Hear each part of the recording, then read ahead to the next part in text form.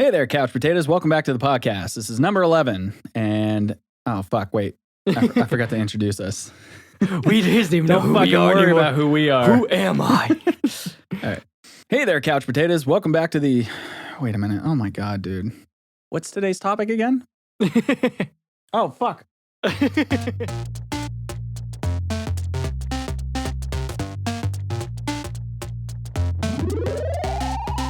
Hey there, couch potatoes. Welcome back to the podcast. I'm Dustin. Awkward.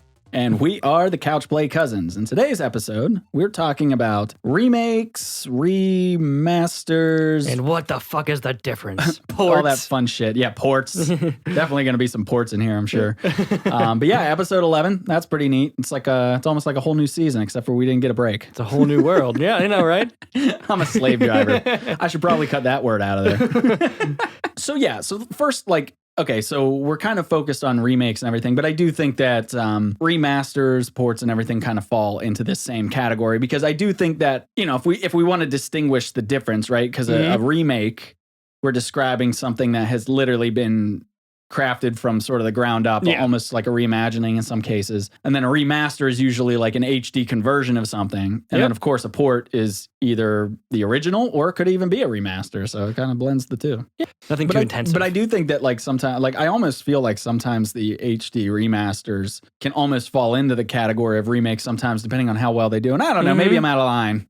I think it's the sheer amount of changes is what shifts it in the end. If there's even like a really heavy polish to the point where like some mechanics are changed, I don't really wouldn't consider that a remake. Right. Especially also how true they stay to the storyline. That's another big piece of it. Yeah. So heavy polish and a little bit of mechanical change, I'd still consider a remaster, maybe. Yeah. Well, and the reason I even brought that up is because the Crash Insane trilogy and everything, that was it's kind of like a remaster, but it really is more of a remake. Yeah. But it's kind of more of a remaster. It's weird. It's almost a remake, but not quite. And there's just a fine line. Yeah. There's this weird blurry, switch port. Yeah. Oh, sorry. You're right. There is a little bit of a weird, ambivalent, blurry part to it. But I think really, for most purposes, you can kind of assign it to one category or the other, even if it kind of dips into one side. Yeah. I think. Oh, and I forgot, we're drinking Sam Adams White Christmas. That's right. We're digging into the back of the fridge. Yeah. But you know what? They should remake this beer for all seasons because it's delicious. So there you go. Tying it in. I always try to get it in. So, okay, let's start off with, we're seeing a lot of remasters, remakes, ports. I don't know what the fuck you're talking about. I haven't seen a single one. But it's almost seems like every other release is really some kind of remake at this point. Why is that? Why do we think that is sort of the case nowadays? I don't know. Have we as millennial reached the age where we're the target audience? Are we the trend drivers? I don't know. Demographically, if you look at it, are when it comes to gamers, do we represent the biggest population of gamers right now? I don't know. I don't know the stats, the data on it. I kind of feel like we are because I want to feel important. But there's something driving it's really it. Not. A lot of money is being applied to our generation when it comes to all these, remakes and remasters. If you look at it, yeah. You can't deny it with, Crash Bandicoot, the Tasmanian Tigers coming out, port on the Switch. Yeah. All these things from our childhood is starting to, show their heads again. So I'm thinking, we're the target demographic right now. Take that, Gen Z. I mean, are we the target demographic, or is it I almost wonder, is it more almost in the sense that you see a lot of movies doing this too, right? So it's not limited to video games, That's obviously. True. And it makes me start to wonder, or is it because something has to come out every month, they're just it's easy to produce a remaster and a remake, and you can kind of pump that up in the meantime, because a lot of these modern games, they're taking 5-10 years to develop. So you got to fill those fucking voids somehow. The development cycle for these new games, the more detailed they become, they're taking more time to create. So they need to have little patch holders that make the company money en route to their big title. So that makes a lot of sense from that angle, I think. Yeah. And I think sometimes, too, it might be as simple as a legacy thing, like preserving an original for a little bit longer. like to a certain degree, right? Because a lot of us play, like still maybe hook up our N64s, our PlayStation 1s or 2s, whatever it might be, our Dreamcast. But it already kind of looks like shit, right? Like, because like a lot of the times you see these games and that, like, I think this bleeds into like remasters. Like the purpose of a remaster a lot of the times is that like, it's funny how half the time I'm playing a remaster, it looks way better than the original does, but yet it looks exactly how I remember the original does. Our imaginations were pretty powerful back then. Yeah, but it was also like, like that's like watch Independence Day. Yeah. Like the visuals in that movie are terrible by today's standard. But like, and that's sort of, like, so back then it really did look visually astonishing. But like, so now that we're used to all this other stuff, even if you go play something that's a visual downgrade, but it's upgraded, it looks like, oh yeah, that looks old, like I remember. But then you see the original, you're like, oh shit. So like, I think, in some cases, it helps, these remasters just help preserve the legacy of that game for a little bit longer, because it's getting harder and harder to play N64, PS1, like shit like that, because it's, especially when you hook those things that are meant for like CRV TVs, you hook them up to HD TVs, they look like absolute pixel and garbage. And there's no mess. real good emulators out there for people who want to play those games on the PC. Yeah, well, at least ones that like you don't have to worry about like malware and all this other shit. Yeah, a prince from Nigeria calling you. Wait a minute. Should I not have responded to that email? Okay, cool. So I think, like the preservation, because you think like it's already getting hard now. What about 5 years, 10 years from now? Like if that game looks like shit now, like if launching Final Fantasy VII, the original, looks kind of hard to take in now, even after the Steam remake and stuff like that. Imagine 10 years how that's going to feel. And so like when they do reimaginings or remakes, it does preserve it just a little bit longer. So even if it's an HD re-release, like, like Final Fantasy X, in 5-10 years, that might start to feel like the original, but it's still playable. Yeah, I could see that. It's kind of like people forget which was the original. Not to a certain extent, like, oh, I remember Final Fantasy X. That was a great game. They don't really hone in on what year it came out as much as that was a good game and it's old. Yeah. Yeah, so I can see that. And then I think that there's also like a tale to be told for just the sheer quality of a lot of these games. Yeah. And I think it does speak volumes for that too. Like I used to use that argument whenever remakes and someone would complain about like, there's so many fucking ports and remasters and shit coming out today. I'd be like, that's because we had the best fucking games ever and your shit sucks. It's true. And the more I think about it, like the more I think it's probably more of the other factors, but I do think there's a little bit of truth to that. Like, no, yeah, you're right. I think a lot of our games had some sweet ass mechanics and like content to them. Because they kind of had to be. Yeah. They couldn't patch that shit out back then. They had to be done right the first time or else the company, just died. So yeah, a lot of our content, I think, was pretty, top notch. Or not top notch, but pretty. They hit the nail on the head. Oh, no, they coming were out coming out of the gate, they hit the nail on the head mechanically. Yeah. And so I think applying like a fresh paint onto it, it's pretty easy. Yeah. And we can You're making a lot of Carpenter references today. I'm starting a new trade. Hitting the nail on the head. Add some fresh paint. Yeah, they really laid down some new floor work. Fine. But no, I also think it's sad a lot of times because sometimes I'll play these new remakes or remasters, ports, whatever, and it's like I realize like how much better those games are over even today, a lot of today's games, and that speaks wonders to the quality. It's kind of sad though. It's sad, and I'm sure that's a little subjective. But I always kind of ask myself this. I'm like, were our games better, or are we just like that old guy in the porch is like back in my day? There's you know things, what? Like is it which one is it? As I'm getting older, I realize that how we used to make fun of people, old guys on the porch, like, get off my gravel, when we play like street hockey and shit like that. I start realizing that, like, you know what? These motherfuckers were probably right. We probably were dipshits, because now I'm just thinking, wow, how much better were things back then? Because like if you're seeing that, I'll tell you this though. Yeah. We did have better cartoons, and that's an objective truth right there. Yeah, most of them were hand drawn too. So there's actually effort put into them. Yep. Now everything is just computerized fucking garbage. I mean, some of these cartoons, literally, I've seen like Peppa the Pig and shit like that. Well, I mean, I know that's like little kids. Yeah. Johnny Bravo. Johnny Bravo was Dexter's excellent. Laboratory. There you go. Bam. But, yeah. Angry Beavers. Yes. Doug. Well, anyway, Rocko's Modern Life. Anyway, so Rocket Power. We're gonna keep moving on. But even like something like I look at like a Peppa the Pig and I think like I could fucking draw that. Yeah. I suck at drawing. I can barely draw stick figures now, and I feel like I could draw. It's just Peppa a bunch the of Pig. shapes. Yeah.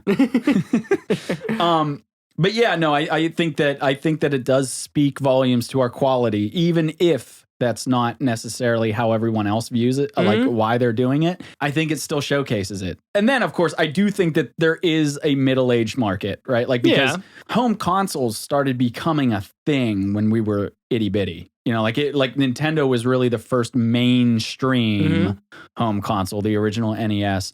And that was our, you know, like sort of our lineage. So I do think that they're sort of capitalizing on let's hit the gamers that are sort of tried and true gamers to the core, like they were there from the beginning. So I do think that there's that market that easily buys I think them. we can give the listeners here a little piece of factoid information. So what game was it at our grandma's house that was the very first console we tried out?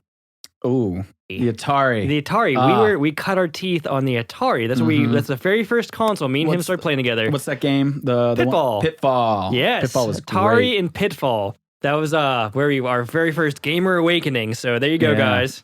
E.T. Yeah. It's fantastic. Yeah, we were there for like kind of all the systems. Like we really were. Like all the major ones anyway. You know what? And the other thing is too is like I think another reason too, because I already mentioned the legacy.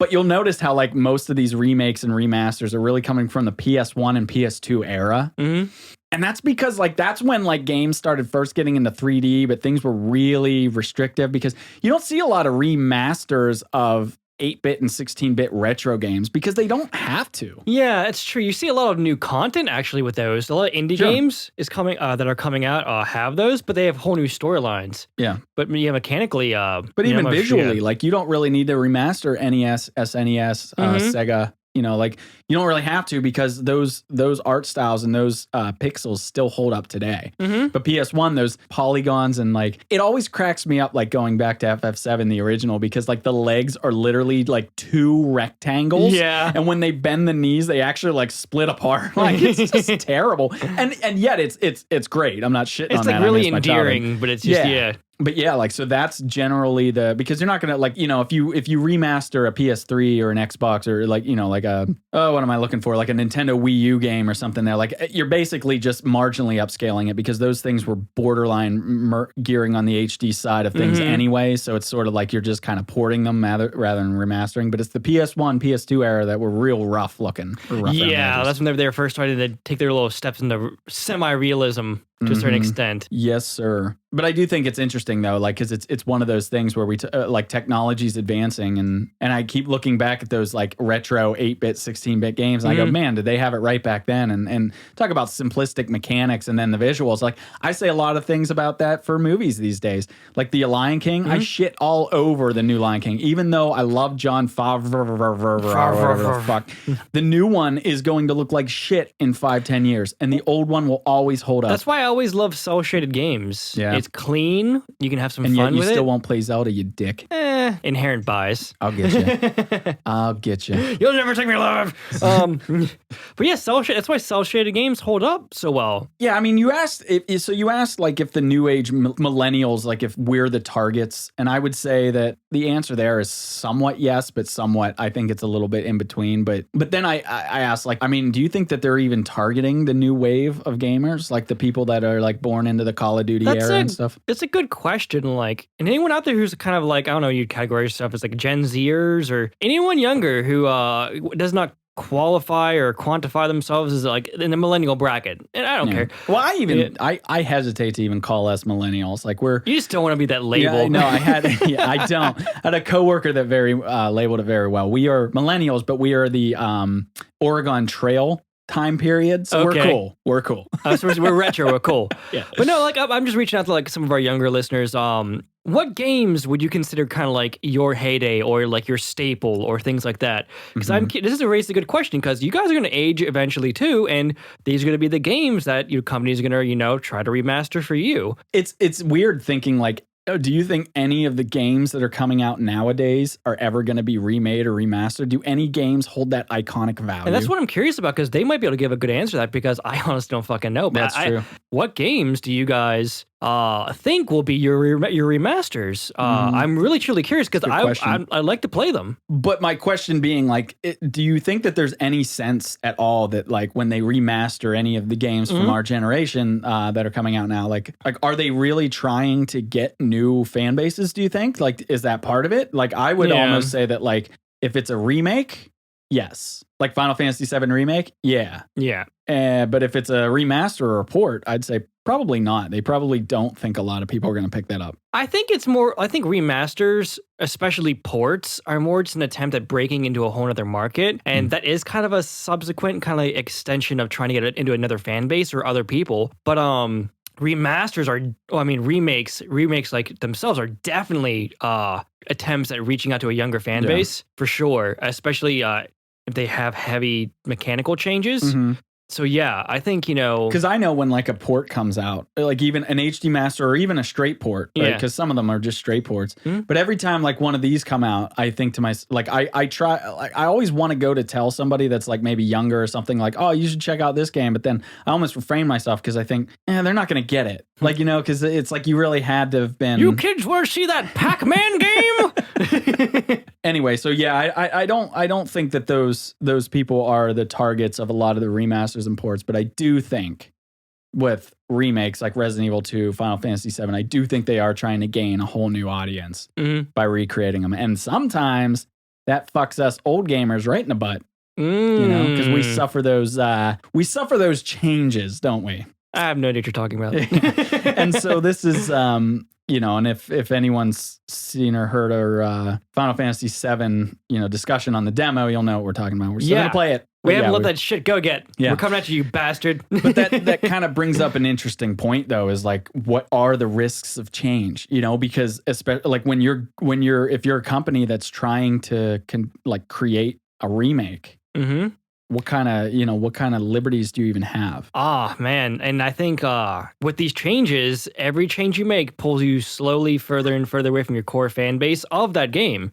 Yeah. And for the sake of trying to expand, I get it. You want to expand to make more money, but at what cost to your core constituents, your core fan base? Because these are the people that you kind of should be catering to on a remake. Right. It shouldn't be, let's go full bore the other direction. I don't understand what the thought process. So this is where I'm going to play devil's advocate a little bit. Yeah. Because I do see what companies are doing here. And this is why, per our Final Fantasy VII discussion, although we weren't huge fans of the battle system, at the same time, they are trying to gain a new audience. And if you are trying to gain a new audience, and if the data tells you that, most people are going to respond to this more action-based thing, like, I can see why they decided to go that route and then also try to implement a small sampling of the turn-based thing with that slow time thing and everything. And we didn't like it, but like, at the same time, like, I do get it, but it also does, like, it's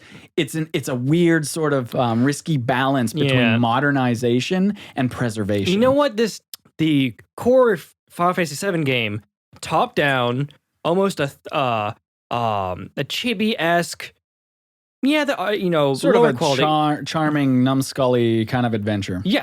Yes, not taking itself too seriously, right? While still having serious tones to a certain extent. Yes, but having a whimsical kind of nature to it to a certain extent, with like Red 13, other characters like that. Whimsical, I like that. Yeah, but it was turn-based. It was, it didn't take itself too seriously, things like that. But now look at this new one. It's piggybacking off of the old bones, the old solid structuring of Final Fantasy VII, but it's changing so much of it now that I suspect that it's alienating a lot of the core players of the original. And I've had several discussions about this. Yeah, and that's exactly where my mind's at too. Is like, whilst you gain a new demographic, a new appreciation, you also start to lose or potentially lose some of that old demographic of the people that did prefer things that way. And I say it like it kind of sucks, because then you start to feel like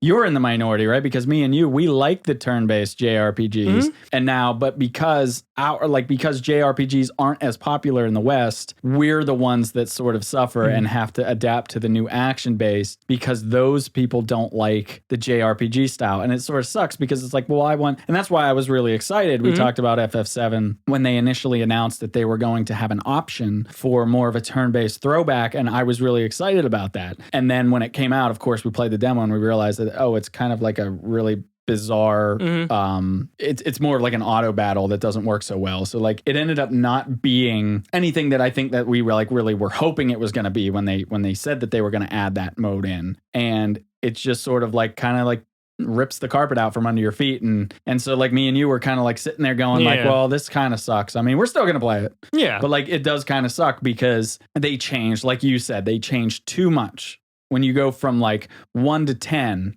with no sort of like transitional period, it stings. And like kind of the cap off on that.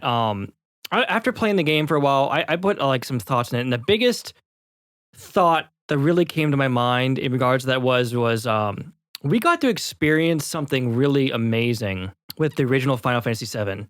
The new Final Fantasy VII, if you think that it's anything like the old one, or you're trying to draw any kind of conclusion to that, it is not. And it feels like a very polished knockoff. Ooh. I know that's scathing. That is scathing. Hey. But if you, I beg or I implore anyone, go play 10 minutes of the original. 10 minutes. And play the demo. And draw your conclusions. Do people like the new Star Wars movies? I don't think so. Well, okay. I do have to disagree a little bit because as much as like, and we talked about this at length, and me, like I am equally like not enthusiastic to the remake at this point. However, I do think that there is a lot of similarities. There's enough 1-to-1. It's like a 1 to 0.5 to 1 change. I do think that you are going to get the Final Fantasy VII story. Is it going to be 100%? No, but I do think that it will be close enough, and that's where I disagree, that I think that you will get Final Fantasy VII story, but it just won't be 100% identical. And I also probably wouldn't call it a knockoff just because like it is like that's although I disagree with where it went in the battle system, almost everything else that it did I think was a pretty good job, minus a few couple little quirky things. But that being said, I still do think that if you are a fan of the new Final Fantasy VII remake and you plan on getting it all, like that's fine. I do still encourage people though to go back and play the original so they can distinguish the difference, but also get an appreciation of where it's coming from. Because I do feel like, and it's kind of like annoying how like a lot of people will like they'll refuse to go back and play old games because of how dated and everything it is. But yet, like a lot of times when you start these games, like you quickly get immersed and drawn into the world that it sort of just doesn't matter anymore. Yeah. And what's a good example of that is Undertale. Undertale looks like crap. It looks like it looks like an original Nintendo game, like graphically, like something that you would find on that system. And I remember like for the longest time, I kept hearing good things about this and I always put it off. I never thought it was something, I thought it was a little too dated for my taste. And I'll admit that. And then I finally played it last year and that game is so good that I always recommend people try it now. It's not going to look great, but I guarantee you 5-10 minutes into the game, you're going to forget all about it and you're just going to have a good time. And I'll say the same thing for like Final Fantasy VII or anything there. Like, go play the original. If you think it looks too dated, just suck it up. Just work it out for like 5-10 minutes. Like, I guarantee you'll start to get into it. And then if you're not, I don't know. I guess at that point, I think if you want to get true appreciation, like you said, for this new one, I think you almost have to give a nod to the old one. And without doing so, I don't know, you're missing out on a lot. Yeah. I don't know how else better to put it in a polite way. That's why it's nice that like a lot of these streamers are now going back and playing FF7 the original. I really appreciate that. I really do. That's the one thing I really love about this demo that dropped is now everyone's using it as an excuse to stream the original. And it's like, there you go. Now you can experience it, which is really cool. But no, But I do think that like I wouldn't call it a knockoff. That's pretty extreme. Although I respect your opinion, but at the same time, like I personally think that it is very good. It's just not mine. It's not what I want, and for that reason, the original will always be my Final Fantasy VII. That's okay. This is the hill I'm going to die on. I've Yeah, chosen that's Yeah, fine. I'm putting my stake in the ground That's here. all right. I encourage you to do so, because when you're dead, it'll just be me. Exactly. And I will reign the glory for me. But no, but yeah, and I was just talking to a buddy about it the other day, and I said, what's really funny is that, but yeah, so I do think that, there's this fine balance that, like a truly masterful remake has to distinguish between how do you modernize this thing versus how do you make something new. I agree with that. I do think it's okay to take some risks. I do think that there are some aspects that you can change. And I was vocal about that, about the Final Fantasy VII remake demo. I said, I noticed some changes in the story already. And I thought to myself, I'm okay with a lot of what I've seen because it seems to be fine. And so I'm willing to like adjust to some of those little changes, but there's certain things, there's like core things that I really don't want to see changed. And the battle system in this case was just one of them. Yeah. What, how about let's get into some examples, some like our opinions, our thoughts on some of these things. Well, first off, what I guess like let's say like what are qualities of good or bad remakes, Right. And so this I think will bleed into like our our experiences with remakes and what we consider bad ones and good ones. But so I guess we should pose that question You first. want to go bad and then good? Well, we're not talking about the game specifically yet. Yeah. I'm just asking about like what those qualities are. Okay. Like what would you consider bad or good when it comes to a remake? So I think, or remaster or port, anything. Well, I think the core thing a poor remake does is change the storyline too extensively to the point where you don't feel like you're playing like an alternate universe story. You know what I mean? You get to the point where some things just don't gel anymore. Characters do certain things where you're like, whoa, that character never would have done that. That's a big sign of a bad remake when they have too much creativity and make too many changes. We go, no, it's just too far. Yeah. So I think it's a big sign for me. Another big negative I think is they change maybe the mechanics to the point where it feels alien. To the point where like we all picked up old games. I feel like I'm like just looking at you thinking like you're just trying to like say everything that fits Final Fantasy into this category. Shut up. But sorry, go ahead. No, but it's true. You pick up an old game. Old games have this inherent muscle memory, the things that really gave that game a soul. And when you hop in, you had almost the expectation of when I play this game, it has this. Yeah. But when you change that, it's a big part of the character of the game you're removing now. Just like a core piece of the storyline. The mechanics are kind of like that. Yeah. And when you change it or change it too much, also a hallmark of a bad remake. Well, what about some good, like what are some good qualities? Okay. I mean, I guess like those, like the reverse of everything you say is quality, you but is there anything? You could tack on, I think, I don't mind an artistic switch at all. I don't mind if people try to modernize some things, with the new Final Fantasy VII. I think it's beautiful. Nice. I think I will give a super nod to that. I think it's really good. All right, you heard it here. Corey loves the new Final Fantasy VII remake. Good night, everybody. He's gonna edit. He's gonna edit all. I'm just gonna make you sound like you love it. Like this motherfucker. No, but I think also I'm totally fine with a new artistic direction as long as it keeps the image of the characters about the same. Okay. It doesn't change people to the point where they're unrecognizable with that artistic change. Also, I think maybe a good change for a remake is polishing. A lot of the older games are clunky, like medieval and things like that. And if you keep if you keep too much of that old clunk, we have modernized, guys. We have done better with controls. We can make changes. So I think a good polish to these things too, to really modernize some of those old mechanics, even adding a few new ones in there to spice it up, I think is a good part of a remake. So what would you say the balance there would be? Like a 80-20, 70-30 kind of like old versus new? I would say either a 60-40, 60 that's pretty lenient. Yeah, 60 being new, 40 being old. And so by that standard, then what category would you think that Final Fantasy VII Remake falls into? Would that be like 80-20?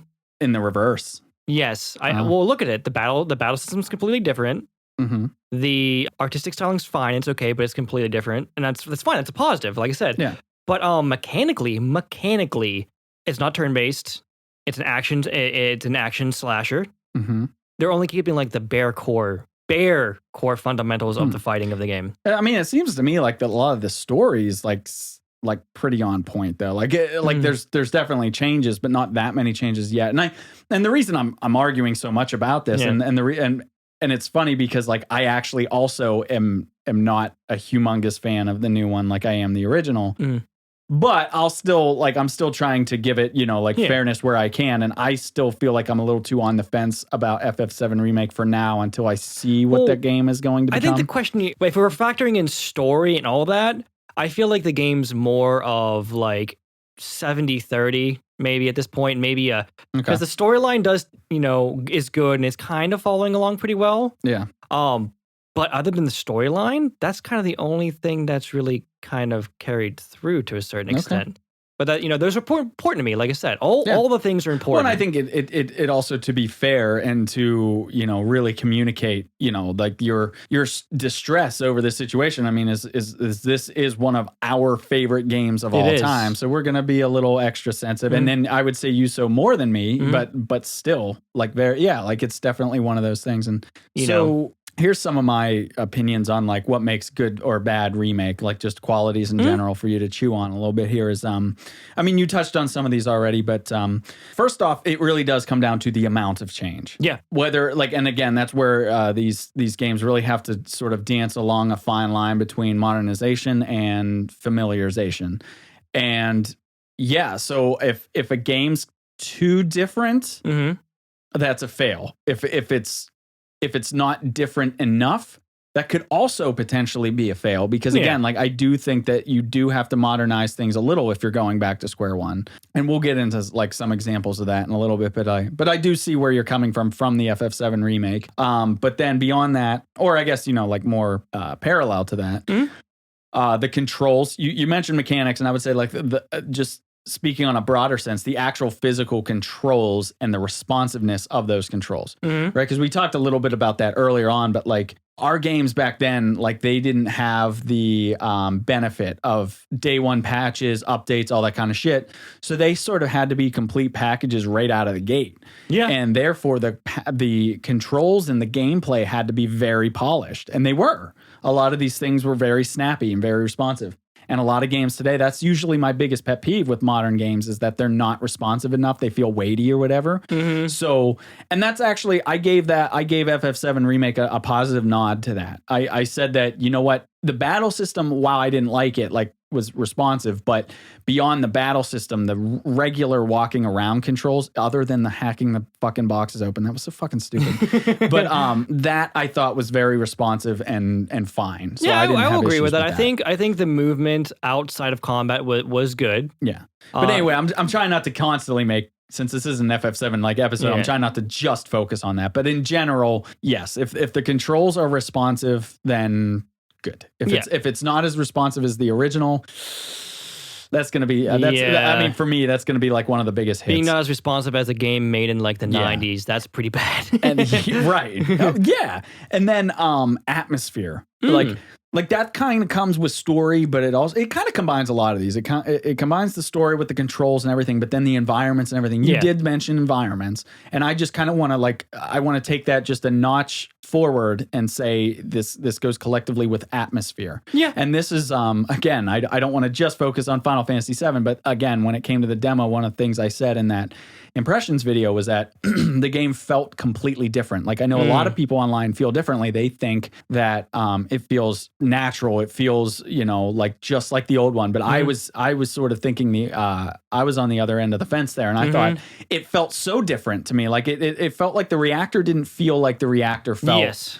And not just because of the camera angle, but like because of the actual overall design and sort of like the implementation of your movements and everything that you would do in that reactor, versus like this one, you're kind of walking through it kind of felt like you were trying to get more from point A to point B, where the original one felt more like you were kind of seeing everything and experiencing each room for itself. And this one, you were kind of like it all blended together. You were just more interested in getting to the that's end. a good take. I think that was good. Yeah.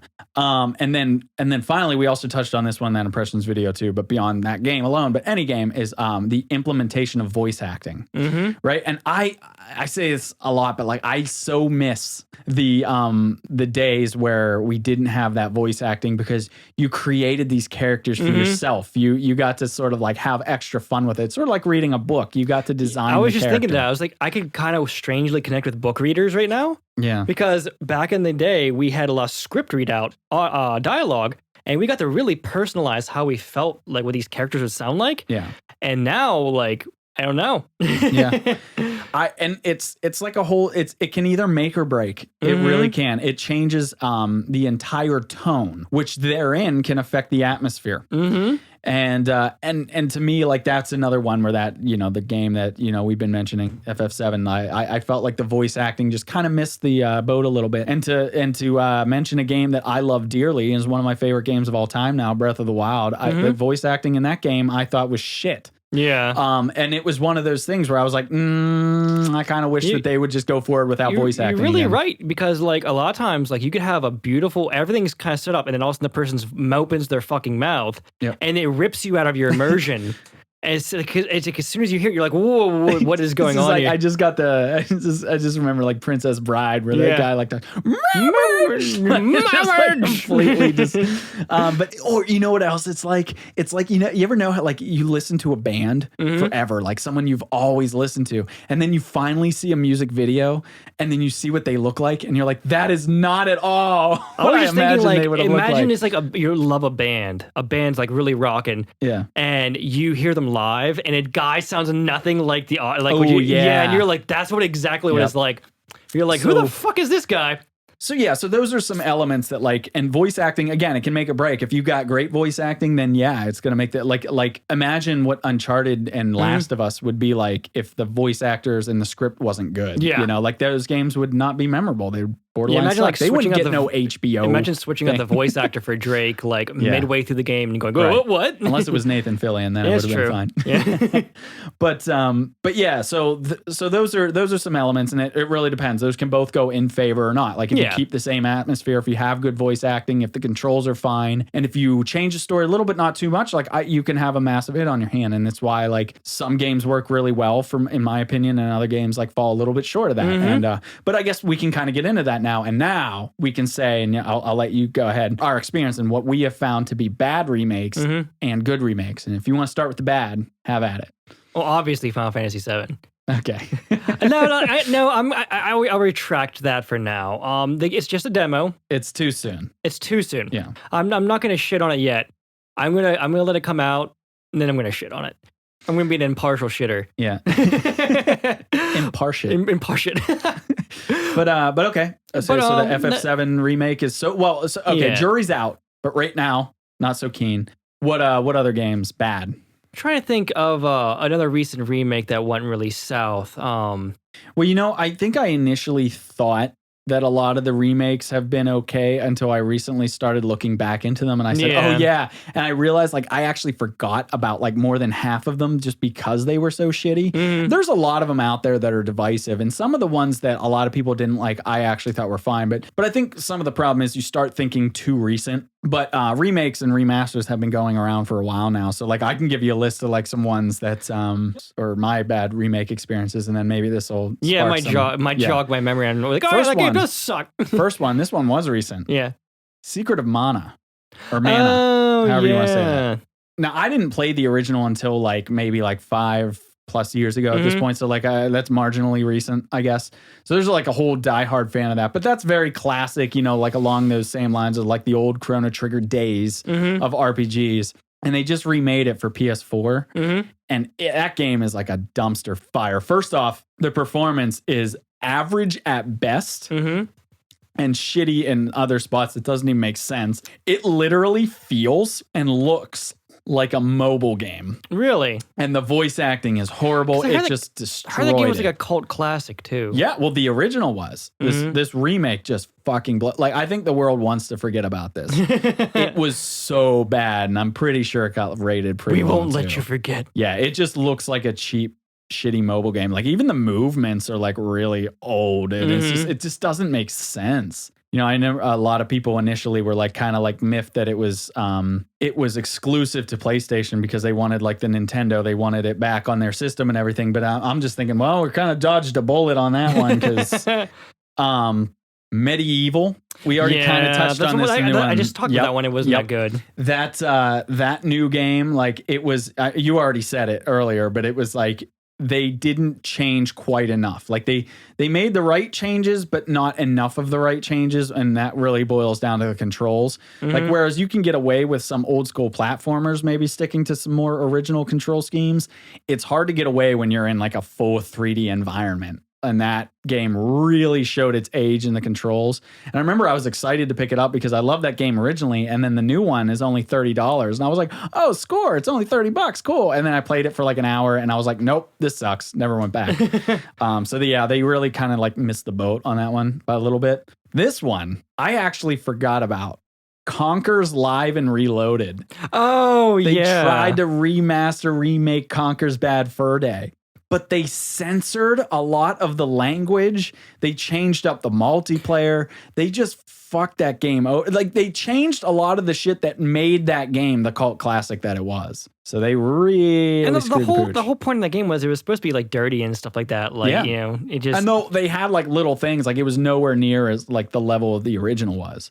Another game that so this one I've seen a lot of divisive stuff on. I see a lot of people like this one, but I personally didn't, and that's Mario 64 DS. So this is the remake of Mario 64 on the Nintendo DS. Okay. And it's all like mechanically and everything, it's fine, and it added some quality of life things. But the thing is, like the original Mario 64 had such a structure and a pacing to it. And this game, like said, like wanted to add all these new characters and all this kind of stuff. And I'm even okay with the idea of adding some of those new characters. I thought that idea was cool, but the way in which they implemented it was really like weird and kind of janky in my opinion. Like you start off as Yoshi, which breaks the simple, you know, maybe you could call it unnecessary, but simple and structured story. It just made no sense.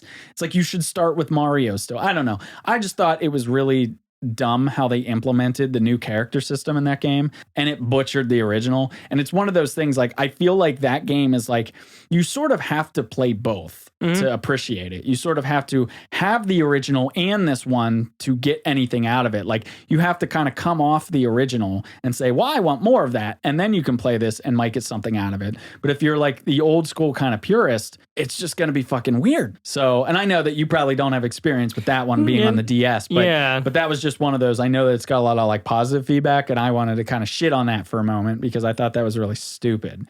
And then finally, this is okay. So this might be silly because I don't think this is bad, but the only reason I'm lumping it is I just want to kind of. It's not even an honorable mention. There's nothing wrong with this game. I like this game.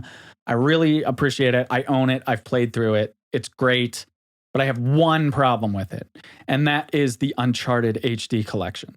Okay, I'm not saying it's bad. Again, but the problem I have, and I think we talked about this before in one of our podcasts, but like the one thing that they changed was the frame rate, and they updated it to be 60 frames per second. I hate that. And I know there's probably a lot of people out there right now like, oh, the fuck you're going to shit on like a better frame rate.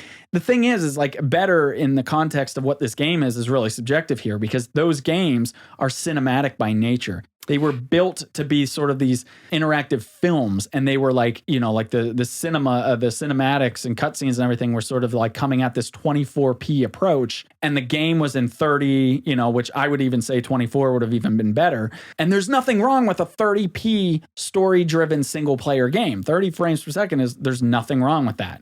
So to change it and upgrade it to 60 just sort of kind of changes the feel of the game, and it makes it feel a little bit more soap opera-y, like, you know, and it's just like it doesn't have that same level of cinema quality as when the frame rate was 30. So again, I just want to say like it's not a bad game. I'm not throwing it. I'm putting it in this section just because I think it's worse than the original. It's just more the frame rate and the cinematic quality that it gives. Because you've mentioned in the past where frame rate is a really big thing when it comes to like the epic kind of cinematic feel. And I always thought of Uncharted as more of like an epic. Yeah. To a certain extent, that the frame rate definitely probably plays a big role in it. Again, it's like that might sound harsh that I'm putting it into the category of bad remakes. But again, like I think that game is the remake or the remaster is worse than the original because of that small detail. And that's why I'm kind of lumping it in that category. But I'm not shitting on it. It's still really good, but it's just it falls short of the of what it's, remaking. So those are my bad remake experiences. I don't know if that's jolted any extra experiences in your end, but I think I have a lot more good. Well, that's a good thing. Yeah. So give me your good ones then. So I think the first one up was Shadow of the Colossus. Oh yeah, that's on my list too. Yeah, wow, that's a really good one. I think they just really hit it out of the park. It had a lot of the same feeling of mechanics.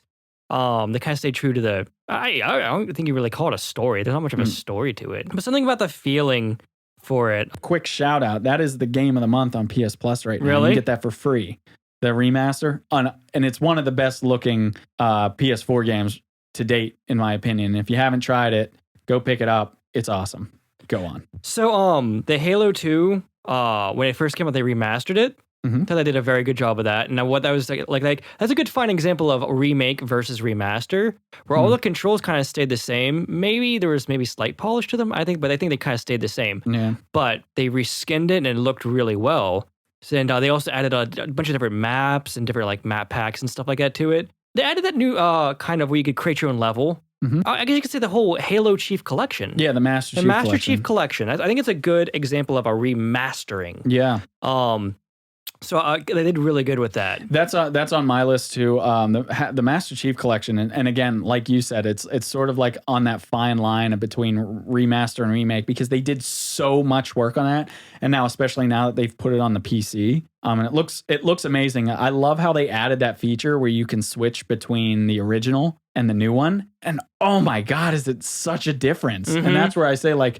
Man, like because like you kind of forget how the old one looked sometimes. But when you say like remaster, I almost think like okay, you're up-resing it a little bit. But like this one, just like it's like wow, that just it feels like they just recreated all the assets. Even though I'm sure like they probably didn't, but it feels like everything's just redone. So Master Chief Collection was on my list too. What a great HD up-res or whatever you want to call it. Another good remaster that came to mind was, and I haven't played it too extensively, was the Burnout series. Oh, nice. Burnout Paradise or Paradise City. Yeah. I was always more of a Need for Speed person. Need for Speed Most Wanted, most preferably. But the Burnout game was always kind of fun. The crashes you could have in it and stuff like that when you're knocking people out of the race. That game was pretty good. For a remaster, they kind of took all the old stuff. The mechanics, from what I understand, are basically the same. I think they did really good. Okay. And I guess the last one I have remaster wise was The Last of Us remaster was pretty good too. They of course they didn't change the storyline, the mechanics of it, but The Last of Us remastered was pretty decent as well. See, that's interesting because that's where like it's fine in the fact that they didn't change anything, but I would almost say like, is it really a good remaster if it's kind of the same thing? Because it's almost too similar to the original because the original was a PS3 end of PS3 era game. Which is kind of why they did like the quick turnaround up-res for the PS4. And it's only like a slight upgrade, but everything else is the same. So it almost makes me think like, I don't know if I'd qualify that as a good remaster, especially given how quick it is. It's almost like I imagine that Final Fantasy VII Remake will be both on PS4 and PS5. Could you call the PS5 version a good remaster if it's really kind of just a consecutive release and there's marginal increases? I think the best experience I've had when it comes to a remake so far was Resident Evil 2. Resident Evil 2, absolutely. I think that's like, in my opinion, I think that's the staple of a good remake / reimagining, whatever you want to call it. And I've seen a lot of people comparing the Final Fantasy VII Remake to the Resident Evil 2 Remake and saying that these are two great examples. And that's where I sort of stick my thumb up my ass a little bit. That's a weird saying. That doesn't make any sense. But this is where I sort of stick my neck out. There you go. That's better. Yeah. That's less weird. And I say like, no, because Resident Evil 2, I think, is such a good remake. It's not like they changed the camera system and everything to be more like the you know, like the Resident Evil 4 and then some. But that camera system has that claustrophobic feel to it, so it works really well. But yet the game feels so much like the original still, even with the small changes that they've made in the story and everything. It still feels like Resident Evil 2 at its core. And I know, and again, I know that's subjective, and a lot of people, I guess, feel that way about the 7 remake. And I personally, like, I felt like that, like FF7 remake demo at least, was so different from the original. It felt sort of more alien to me. And the battle system and everything was so different. And you can say, well, they're taking the system sort of more from the most recent ones, similar to how RE2 took the camera system from the recent ones. But that's just where I argue, where it's just like, it's so different. A camera system and a battle system are completely different when it comes to like drawing and immersion. Yeah. Taking the battle system was one of the big things that drew me into RE2. And I was like, that's what felt so much like the original. And to be honest, like, I didn't even notice as much as the camera system. I just noted that the game felt super polished. The moving around, the tank controls still felt a little bit like tank controls, but polished. But it was like, but it was like, but the old game was sort of similar to that too. So but polished. They're polished tank controls, which was, good. But I think I keep going back to like the battle system and some inherent mechanics are kind of a part of the soul of a game. And if you mess those up too much, it's almost like taking your favorite character and removing them from the storyline of a game. So that's kind of how I feel about that. And then finally, I don't know if you were going to mention these or not, but the other two, because you kind of said the ones that were on my list. And I have RE3 as a potential asterisk on there too, because it's looking like good future contender. It's all signs are pointing to this will be good, but I won't know until I know, so I'm not going to say that officially yet. Yeah. But then, of course, you have all the Crash games. Yeah. The Insane Trilogy. Platformers. And the Crash Team Racing, and then as well as Spyro. And the thing about Crash, like, I know that there's like a little bit of clunk or jank here and there, but the thing is like, that actually encapsulates what the old one has. And because it's a 3D, it's a platformer. It's more of a platformer than it is a full 3D space, even though it has the sort of disguised image of that, is that it kind of works for that. Like, it's not as big of a deal for everything to be precise when it's more platformy. I've heard really good things of the Spyro one. Spyro one's really good too. And again, these games, they kind of look and play like you remember them. And actually, other good ones, I didn't write this down, but now while I'm thinking about it, the 3D N64 Zelda remakes on 3DS, very well done, because all of these also kind of tie together with, they just feel like the game I remember playing. And it doesn't look like, oh, wow, new. Like, I don't look and play these games and go, wow, the visuals are amazing. I don't actually think like that. I just play them and think, this is a nice throwback, because they don't change enough to make me feel like I'm playing something completely different. It feels like I'm actually playing the original how I remember it. And I think that really speaks to the quality of like a good remake. And I agree. And I almost say that Crash, Spyro, and the Zelda games, although they were kind of built sort of using the foundation, but then from the ground up, I almost say that like it's sort of, I'm torn, because I know that they're kind of remakes, but they're almost more remasters than they are remakes. Extent, I think so. They're pretty much 1-to-1 with a couple minor, exceptions. But what about so there's some good, there's some bad. Yeah. Are there games out there right now, or games from your past that you'd like to see remade? The first or remastered or ported even? I guess. First one off the top of my head, you've heard me mention it kind of maybe one of the early around episodes, is Legends of Dragoon. That is the first actually off the top of my head, and I started thinking about it. Like, what is the game I super enjoyed? And that game had a really interesting storyline. I feel like it'd be really pretty. Yeah. With like the dragon wings and things like that. I feel like either a good remake or remaster would make the game really well. That was actually, it's funny you said that first, because that was at the top of my list. Really? And yeah, I love that game, and it was so unique in its time. But it's one of those, like, as I think back on it, like the story was like really cool, but it was also like a little bit different. So like I don't think that they need to do a remake in the sense of what they're doing to like Final Fantasy VII or something. Like, I'd be happy with just an HD remaster. You know what? I'd be happy if they just HD remastered it the same way that they HD remastered FF8. Even if like the backgrounds and everything weren't great, but like the models were just retextured, even that, like, just let me play that game again. Like, because that really was a good game, but I can see it also being sort of like niche in the way that like a full remake would be risky. But yeah, that's a good one. Anything else? I was thinking also the original Siphon Filter. Oh, cool. Yeah, I thought that was a kind of a really cool feeling game. It was a little clunky. So wait, you didn't like the mobile version that they just launched? Fuck you.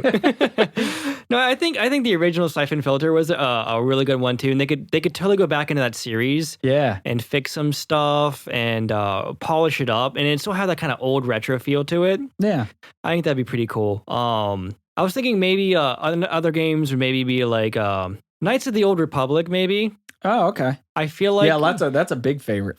I think that would be a cool one. They could definitely polish up some stuff in that.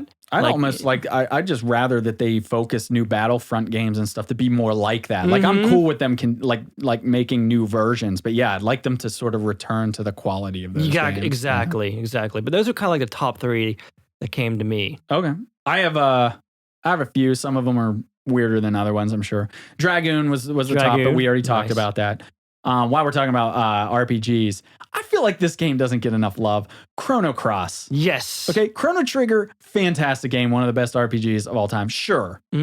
But Chrono Cross was such a good game. It was so unique and so different. The battle system was really cool. The story was amazing. The story was goofy, but it was really fun. good. It was fun. Collecting characters was such a joy. As a matter of fact, me and my buddy had a Vita, and we were both replaying that game on the Vita. And we were kind of racing, like who can finish the game first, but then also who could collect the most characters, but without strategy guides and stuff. And it's so fun. And I love how some decisions like restrict you from getting, it was just, and the music, oh my God, the music in that game. And I can only imagine I like the different weapons you could collect in the game too. And if you got all the shells, you could like make the super weapon. Yep. The Mazamune and all that other shit that you get. Oh yeah. That game was just, it was one of my favorite RPGs growing up in the PlayStation era, and I just wish it would get more love. And I would be completely fine if it was just a simple FF8 kind of remaster. But anything more than more the merrier. But like I'd be happy with something simple. Just bring it back. Even a port, I guess. Like bring it to the new stuff. Bring it on like new virtual consoles. That'd be enjoyable. And then actually jumping over to more like the platformer and Tomba. Give me an HD collection of Tomba. Don't remaster it. Don't remake it. I actually only want an HD remaster. I want the original art style, that like Toon art style. Yeah. I mean, I know like Tomba 2 or 3, I forget which one of those 2 was shitty, but I don't care. You may as well throw them all 3 on a cartridge or a disc and make it an HD collection. But I'd love to play those games again. I'd love more people to be able to play those games on any platform. The mechanics of that game was so good. It's goofy and yet good. It's a joy. There's other platformers I'd love to, but that was one that really I'd love to see kind of get some new, just a little HD shine polish to it. And actually, while we're talking about platformers, Mario and the 6 Golden Coins from Game Boy, one of the best 2D Marios, in my opinion. I love that game. I would love to see it get a full color, full HD remaster. I know that would be a Switch exclusive, but either way, like I don't care. Like that game was so good, and I feel like I'm sad that a lot of people maybe didn't get to play that game. It was super good. And then you know what? Okay, this one's weird, but I'd love to see an HD remaster because I know they won't remake it. That's why like I'm limiting all my stuff. I'm limiting my expectations of Battlefield Bad Company 2. Okay. And I know we were talking about this game offline here a little bit ago, but like that game had this brilliant arcadey charm to it. And ever since then, a lot of the first-person shooters that I'm playing now, like even playing Warface and everything like that, I'm trying to get the experience that I had with Battlefield 2, but like the simplistic controls and yet the mechanics that still let you blow up tanks and buildings and stuff, but yet it was just more arcadey and simple. The environmental destruction in that game was super enjoyable. Yeah. And they kept environmental destruction in the new ones, but it feels just too weighty, too modern, too sticky, too realistic. I fucking hate when they moved over to now you got to hold your breath on the snipers. It's like, that's great for realism, but like I just want the simple joy of what Battlefield Bad Company 2 had. And I wish that they just, I know it'll never happen because they're continuing to make those games now, but I would love like an HD up-res version of Bad Company 2 on the Switch. That'd be pretty slick. And you know what? You can even keep the Vietnam pack because they started getting a little weird with that one. Just give me the original content. I don't give a shit. And right now I'm just filling that void with Warface. I'd also, in an ideal world, I'd also get a reimagining or an HD remake of PlanetSide, the original, because I thought the arcadey controls were so much better than 2. But I know that's not going to happen. But while we're wishful thinking, that's my list. I know it's weird. And the reason I don't have a lot more mainstream stuff on there is just because they have been remaking and remastering so many of these games. I've got all of the Final Fantasy games I used to play. They're remaking 7, obviously, regardless of how we feel about it. You know, they redid Crash Bandicoots. They put the virtual console and stuff on Switch for like the old school Mario games. So like there is a lot of those old school things that have been remade. They remade Ocarina and Majora. I love those. So I have most of the games that I played for my childhood and I love the most. So these are just some extra ones that are still lying around somewhere. They need to remake Dragoon. That's it. We picked off the entire list. We both said Dragoon would be the biggest one. I think I'd be the most excited for. Knack 2. But anyway, I mean, that's all I got. Remakes, they're cool. They're pretty neat, but they can also destroy childhoods. Yes, they will. Take your childhood and just kick it down the stairs. You damn kids and your fucking 80,000 controls. In my day, we used to just hit left and right and A and B. You had to imagine what the girls looked like if you wanted to tug one out. Anyway, on that note, I think that's all we have for this episode. If you liked what you hear, you want to hear more about us, you can visit our website at www.couchplaycousins.com. There we'll have links to our Twitch, YouTube, our social media such as Twitter and Facebook. If you want to go on Twitter, you can find us at couch_cousins and Facebook at couchplaycousins. And that's all I got for you. Later, guys. Later. Peace. Ah, shit. Cheers. That's what we say. Just cheers. We say cheers. Cheers. We need to remake that outro.